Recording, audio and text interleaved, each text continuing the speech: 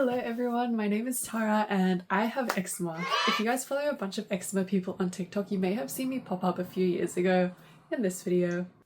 It's a bitch, but having eczema like this is something else. Like, it is so painful and debilitating. People don't talk about how debilitating eczema can be. I can't do my shit today because of this. I literally woke up unable to move my neck because it was so dry and painful. I'm assuming you're here because you also have eczema or something similar like dermatitis or psoriasis, or just experience like really dry skin, or you're allergic to dust mites. I think especially in Australia, a lot of people I know that have eczema are also allergic to dust mites. I wanted to make a video today to talk about how I manage my eczema in a non-steroid way as someone who's like dealt with topical steroid withdrawal. The lifestyle changes that I've made in the past few years that I've noticed has really helped my eczema not flare up as much, and yeah, just given me like a lot more peace in my life in terms of like my skin. In saying that, like, I do flare up. I'm just coming off like a flare up now. My hands are still pretty bad. I don't know if you can see that on the camera, but I do use this yellow cream that I don't really want to promote anymore because the doctor's kind of sus, but I have talked about it on TikTok before. We're not going to talk about it, but I still use those creams because it's honestly just helped my skin a lot and just allowed me to like live a normal life, because before I really couldn't. In my opinion, I think everything that I'm saying is worth a try. Like, even if you just do it for a week and see if you notice any differences. If you don't have to keep doing it, because like something that works for me won't necessarily work for you, but these are lifestyle changes that I've noticed has helped me.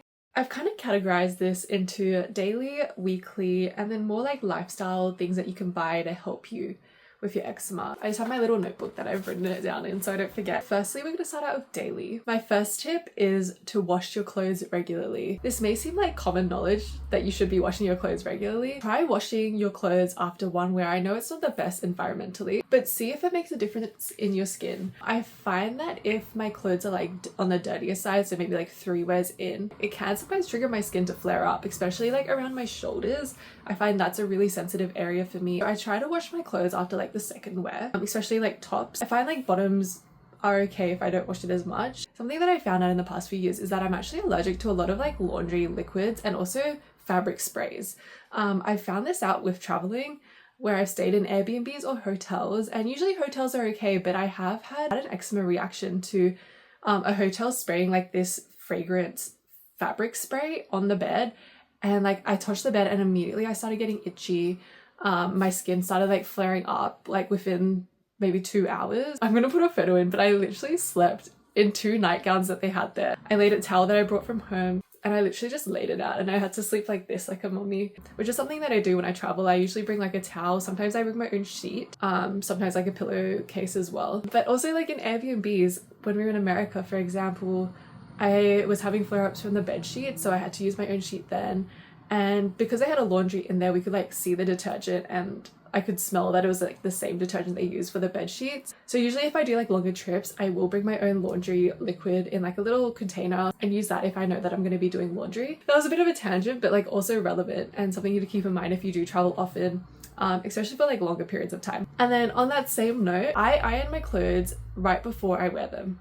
And I also shake my clothes after I iron them. So if you are allergic to dust mites and you get contact flare-ups, iron your clothes. Like, let me tell you, this makes such a big difference for me. Ironing it kills the dust mites. You can't see dust mites, but they're most likely going to be on your clothes, especially if they've been in your closet for a while. And shaking it, in my mind, it kind of like shakes the dust mites off a bit and makes sure there aren't any like loose dust particles that are going to like stick to my cream, especially if I've just showered, my pores are open, I've just moisturized. The dust always gets stuck to my skin, and that's like when I'm most likely to have a contact flare up. My next point is to wash your towels daily. And I know this sounds crazy, but I have a system in place. I don't use full-size towels anymore because of this. It just feels very wasteful to use like a big towel once. So what I do now is I basically get like those square face cloths that are about this big, and I use that to dry my body after every shower. I know it may seem like it's not enough, but it's literally been fine. Like, I do it every day, after every shower. I just use like one square towel, and it means like there's less to wash, but I can also still have like a fresh towel after every shower. The doctor that I was talking about before, who's kind of sus, he actually taught me a lot of these things, which I feel like actually has helped me. I usually do a weekly iron of these towels, and I don't use them if they haven't been ironed. I'll talk more about that later. And after I shower, I just make sure that I like basically like flick all the water off in the shower off my skin, and that makes a big difference. And make sure that there's like not that much water in your skin after that. And then to dry it, I literally just have like a coat hanger with like the 2 clips on it, and I like clip each side and I just hang that at the top of my shower, and then that just dries overnight. And then I just chuck it in the washing pile. And if you can't do that, maybe like once every 3 days. A lot of bacteria tends to grow, especially on towels and when they're not drying properly or they're like wet. So yeah, that's something that I found has helped me. Something else that I do daily is vacuuming my bed and my room. I always make sure that I vacuum my bed every morning. It's like when you have eczema, you just have a lot of dry skin, and you guys would most likely know that. I just have like a vacuum that stays in my room. I specifically have like this really old Dyson, but it does the job. It like collects stuff. You can see there's dust in there, and I use like this knob, and I kind of just vacuum my bed, all my pillows, and make sure like all the dead skin's picked up. And then my room also just gets dusty, so I usually like will vacuum all the main bits of my like desk, my shelves, but mostly like my bed and my desk are the main ones. And just making sure that you vacuum regularly. You don't know how much dust collects in your room until you get a green light vacuum, guys. We got a green light vacuum. I vacuum my room like once to 3 times a week, just depending on when I'm bothered to do it. The amount of dust that collects in one day, guys, like I should be vacuuming my floors more. In my mind, I don't think it's good to be too dust free if you're allergic to dust mites, because the more dust free you get, like the less tolerant you are to the dust mites. That's just like how I think. There's probably like, I don't know if there's any scientific backing behind that, but I've just always felt that way. If you get a green light vacuum, like you will be so shocked at how much dust collects. Like even after a few hours, like I can vacuum one spot and then I'll go back there like 30 minutes later and it'll just be so dusty, and I'm like where is the dust even coming from? It's actually crazy. Let's go into like more weekly things. Okay, on the topic of rooms, changing your bed sheets weekly. I know some people don't change their sheets that regularly, and then other people do weekly like I do. But if you don't do weekly already, I really recommend trying changing your bed sheets weekly. I used to change my sheets maybe every 2 weeks, but I've started consistently doing it every week on the same day. I like to do it every Sunday morning, but because I've like been traveling, the days kind of changed a bit, so I'm now doing it every like Wednesday, and I'm trying to like slowly just do like 8 days instead of 7 days when I change the sheet, so I can get it back to a Sunday, because I just like having a fresh start on a Sunday morning. I'm actually going to change my sheets after this and film it so I can like show you guys what I do. Okay, so basically I take off my sheets and I vacuum. And what I'm vacuuming is my dustmite mattress protector, and I also have protectors on all of my pillows, and also my, I don't know what this is called. In Indonesian, we call this a guling. I guess some people may call it like a bolster or a sausage pillow. I even have a protector on that. Having mattress and pillow dustmite protectors that are fully cased is so important if you're allergic to dust. No, it can be a bit pricey, but it's like a one-time buy, and you don't need to wash it that regularly, and it just keeps your mattress protected. Like I'm not touching it ever. It always has sheets on it. Once I vacuumed my mattress protector, I put on my new sheets, and then I iron all my sheets on my bed. I iron the mattress sheet, I iron the bed sheet, I iron my pillows, I iron my sausage pillow, and then I vacuum it all. So I vacuumed the mattress protector, and then I've also vacuumed all the sheets. Same concept as before. I feel like dust mites sit on all your sheets that are sitting in the closet, so you're ironing it to kill them. And I'm pretty sure what most people are allergic to when they have dust mite allergies is actually like the dust mite shell. So even if you've killed them, you're still gonna be allergic to their shell and like casing. I'm pretty sure that's what it is. I'm gonna put it on the screen if that's not correct, but I'm pretty sure that's what we are actually allergic to. So by vacuuming it, you're vacuuming up all the shells and casings that you've just killed. That's my logic, at least. While we're here and we're ironing everything, what I like to do is do an iron of all of my towels.